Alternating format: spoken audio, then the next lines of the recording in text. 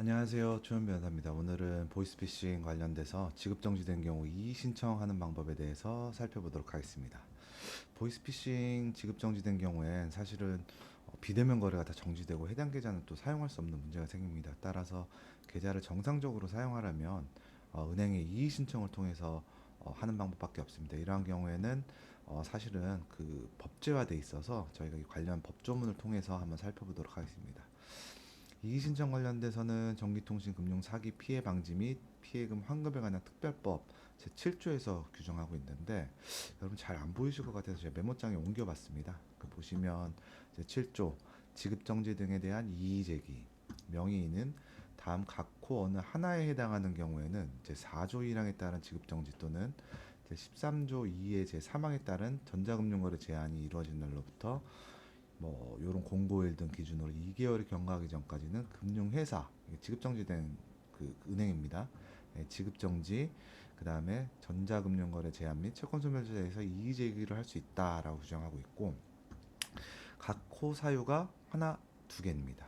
1호는 먼저 보면 해당 계좌가 사기 이용 계좌가 아니라는 사실을 소명하는 경우.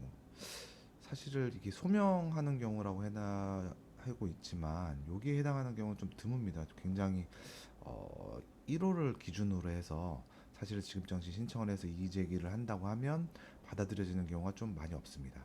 보통은 거의 다 2호를 기준으로 많이 하고 있고, 2호의 경우에 보면 소멸된 채권의 전부 또는 일부를 명의인이 재화 또는 용역의 공급, 이게 뭐 물건을 팔았다든지 아니면 내가 노동의 대가에 의해서 받았다는 건지 아니면 그 밖에 정당한 권한에 의해서 취득한 것임을 객관적인 자료로 소명하는 경우에 해당하는 경우엔 지급정지에 대해서 이의 신청이 받아들여지게 됩니다. 다만 그 해당 계좌가 전기통신금융 사기에 이용된 사실을 뭐 거래 형태, 거래 내역 등에서 명인이 알았거나 중대한 과실로 알지 못하였다고 인정되는 경우엔 그러하지 아니다 하다라고 해서 원칙적으로는 이러한 경우에 해당하는 경우에는 이의 신청이 받아들여지고, 다만 뭐 중과실 등이 있는 경우에는 이의 신청을 받아주지 않는다라고 하고 있습니다. 사실 하나 두 개라고 해당했지만 첫 번째 해당하는 경우엔 사실 많지 않습니다. 그럼 이후에 해당하는 경우에는 이의 신청 사유를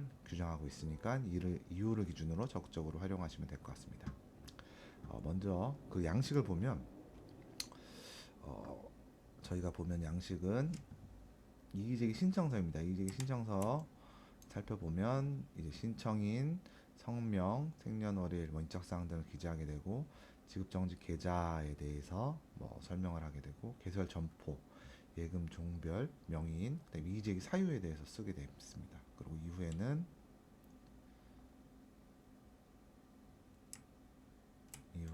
여기 보시면 금융회사 뭐 쓰시고, 그다음에 사기 이용 계좌가 아니라는 사실을 증명하는 자료 한부, 그다음에 사기 이용 계좌가 명의인의 신분증 한부.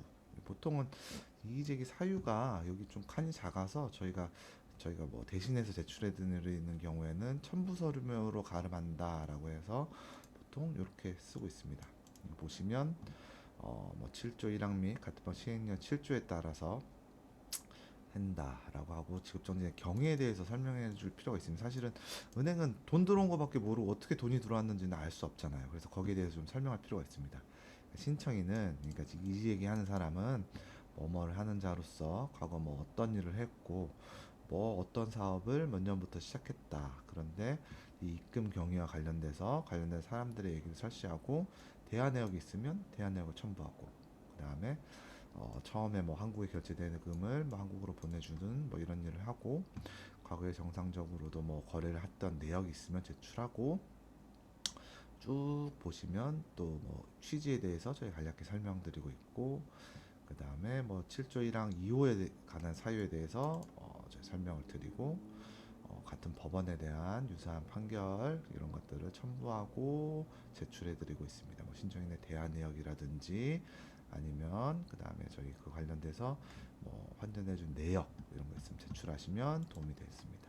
뭐 관련돼서 뭐 저희가 진행한 사안이긴 한데 이렇게 만약에 나오게 됩니다. 지급정지가 이의제기가 인용되는 경우에 이의제기가 접수돼서 채권소멸 절차가 종료 통지됐다. 여기 만약에 되면 제2전 되는 경우에 순차, 2차, 3차 계좌들이 잠기게 되는데 이런 것들을 제출을 하게 되면 내가 만약에 이런 거를 받았다 이의제에 접수됐다라고 하면 요구 받은 거를 다 제출하게 되면 내가 다른 사람한테 이체한 계좌들도 다 풀리게 됩니다. 이상 지급정지 에 대해서 이의 신청에 대해서 살펴봤습니다. 사실 이의 제기 사유에 해당하는지 여부에 대해서는 혼자서 판단하기 좀 어려운 측면들이 있습니다. 그래서 관련된 서류나 이런 거 첨부해서 변호사 상담을 해보시면 그 이의 제기 사유에 해당하는지, 이의 제기가 안 된다면 어떤 다른 방법들이 있는지에 대해서 설명드릴 수 있으니까 그런 점도 좀 참고해 주시면 좋을 것 같습니다. 이상 주현 변호사였습니다.